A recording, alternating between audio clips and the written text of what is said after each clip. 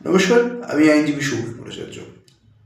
আজকে যে টপিকটা নিয়ে আলোচনা করব সেটা খুবই গুরুত্বপূর্ণ একটা বিষয়। আমরা হয়তো অনেকেই আইনজীবী হয়ে গেছি, আবার অনেকে আমরা ভাবছি যে আইনজীবী তো হয়ে গেলাম, কিন্তু আমাদের যে সবথেকে গুরুত্বপূর্ণ আমাদের একটি পরীক্ষা, যেটার নাম AIBE, অল ইন্ডিয়া বার এক্সামিনেশন, এটাকে কিভাবে সলভ করবো বা একবারে কি করে বেরোবো। নানা মানুষের নানা রকম টেনশন। আমিও যখন আমি AIB 20টা আমি দিলাম, দেওয়াতে রেজাল্টে মানে ক্লিয়ারে বেরিয়ে গেলাম, পাশ করলাম। তো তার আগে থেকে একটা টেনশন বা আগে থেকে একটা অনেক ভয় ভীতি ছিল যে না, কি করে কি করব। একটা বিষয়টা খুব জটিল একটা বিষয় আর কি। অনেকে অনেক রকম সাজেশন দিয়েছে, এই করো ওই করো, হ্যাঁ করো ত্যানা করো।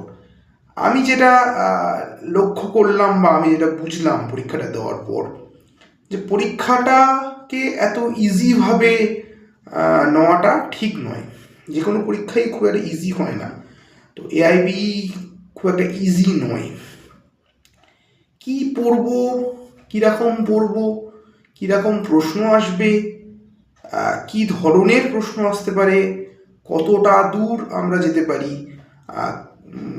রোজ পড়লেই হবে না,